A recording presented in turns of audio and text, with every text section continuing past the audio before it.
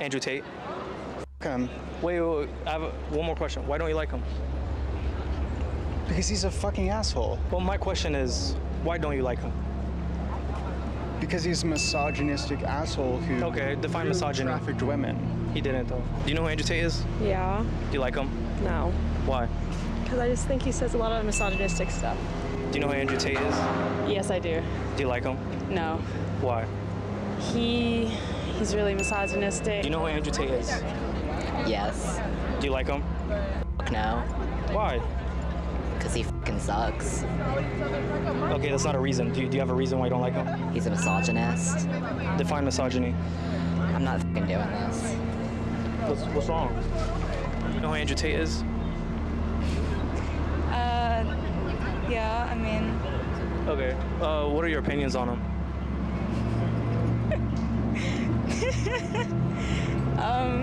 Do you like him? no, Why? because he's a misogynist. Misogynists are disgusting whether they're in Afghanistan or a swanky London studio.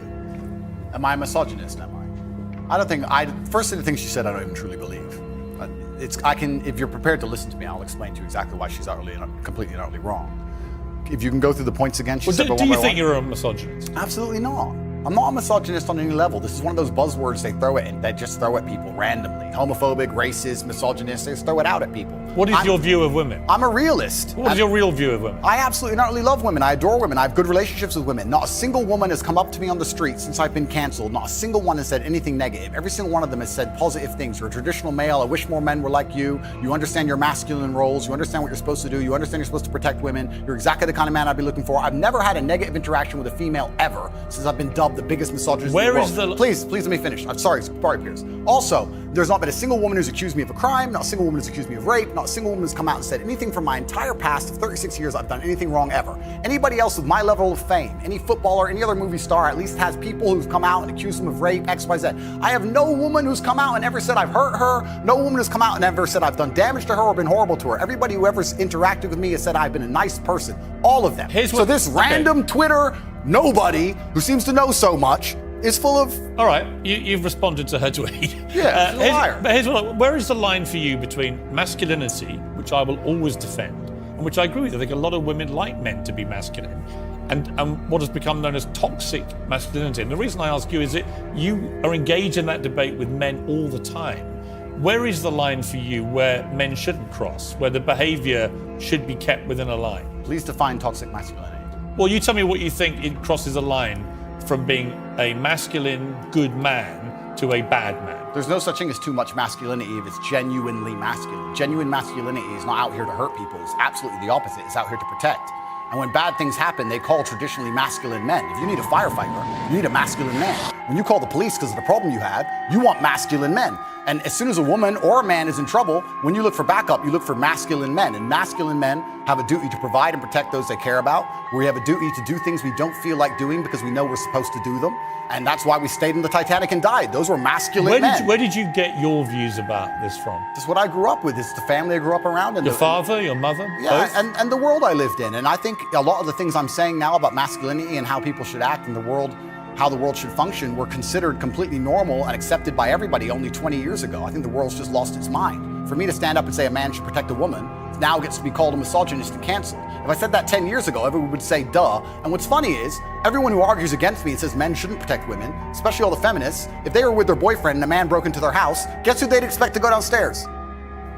Who do you think? Think they go themselves? Are they going to Afghanistan? No, we send men to do these things. So well, we send women in the armed forces too. You have to generalize when you make points. There are many courageous people. Exceptions do not disprove the rule. No, but you've got to concede there are many courageous women serving in the armed forces. Absolutely and utterly, completely correct. But by and large, traditionally, soldiers are men. Exceptions do not disprove the rule. Well, it's not an exception. It's a fact that there are a lot of women now in the armed forces. Correct. But if you were to take the average soldier, they are a male. If you're allowed to say who's a male and who isn't nowadays, I'm assuming their gender, I apologize. If you were to take the average soldier, they're a male, which means that exceptions are the female soldiers, which because there's a lower percent of them, a lower probability. Exceptions do not disprove the rules. Men do the fighting. Right now in Ukraine, men cannot leave. Women are allowed to leave because men have to fight in the front line and women are allowed to go to Dubai. That is how it is. What do you say to young men who come to you for advice, who feel lost, who don't really know where they fit into society? I say that life as a man is exceptionally difficult. I say the most beautiful and the most terrifying thing about being a man is you're born without value. Society doesn't care about you. You're only going to be cared about based on how useful you are. You have the chance to build yourself up and become a superhero if you're prepared to do the hard work and be indefatigable enough to never quit. But if you're going to stand around and wait for a handout, nobody's going to ever respect you. And I think that a lot of people have forgotten about how difficult and how competitive it is as a man. We're always in constant competition with each other. And it's your duty as a man to stand up and say, I want to be as important and strong and good-hearted and God-fearing as possible. And I need to work hard to achieve those things. Dame Sheila Hancock says we've become too over-emotional as a society, crying too much about everything. Has she got a point? She's completely right. And the dangerous thing about overly emotional men is that they're dangerous. They're genuinely dangerous. This is what's crazy. All these people who talk about toxic masculinity and how bad it is for men to be traditionally masculine. A traditionally masculine man does things he doesn't feel like doing because it is his duty to do them. He charges into the building because it is his duty. Not because he feels like it, because it is his duty. We're now teaching the new generation of men that they don't have duty and they can just act on their feelings and act how they feel, and they don't have to act as a man should. Do you know what happens when you get men who just act how they feel? You get school shooters, you get violence, you get rapists. Men who do not control their emotions are dangerous. If you find a man who is stoic, he's not going to hurt people. He's going to sit and think about his actions very carefully, and he's going to be a good man who protects and provides for his family. You find a man who just acts out on impulse and does whatever he feels like, you're going to find a dangerous man. Sitting here telling men to cry more and act with their feelings and it's okay to feel this way, that way, etc., and have no self-control. That is why we have the problems we have in the world. Absolutely not wrong. So when they talk about toxic masculinity, they have it completely inversed on its head, completely not wrong. We need to be teaching stoicism. We need to be teaching young men to understand that the world is very, very difficult. It's hard to be a man. You're going to feel bad sometimes. You need to suck it up and perform anyway. Not just sit there and cry your eyes out or blame other people. Tough or being a cop woman out. too in modern society. It's certainly tough being a woman, but I'm not a woman, so why would I speak on issues I do not understand? I'm a man. You can feel empathy for women. I feel empathy, certainly, but I do not understand their issues. See, a lot of men come up to me and they admire you. I've got to say, a lot of women I've spoken to don't admire. They think you represent misogyny. They think when they hear you not commit to saying the Taliban shouldn't be banning women from university education, well, why can't he just say that's wrong?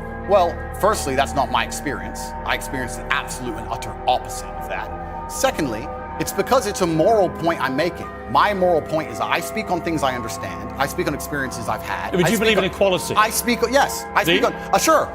on subjects I know intimately. I do not feel qualified. I'm a realist, and I do not feel qualified to sit and discuss the gender laws in Afghanistan. I have not been to Afghanistan. I have not researched the subject thoroughly. I'm not going to sit here and say how the Taliban should be running their country. It's nothing to do with me. I find it quite flattering, Piers, that although, I understand I'm monumentally influential, the most Google man on earth, etc., I find it very flattering that you think I have some kind of control over the domestic policy of Afghanistan. But I assure you I don't. I don't. No, so it's nothing to do with I'm not asking you to have a view on having influence on the domestic policy. I'm sure the Taliban couldn't give a stuff what either of us say about it. It's just curious to me that it's an easy win for you to make women think you're not anti them, to say that when they're not given equality, as the women in Afghanistan clearly are not, because they're not allowed to go to university now, as of today, that is clearly unequal, unfair.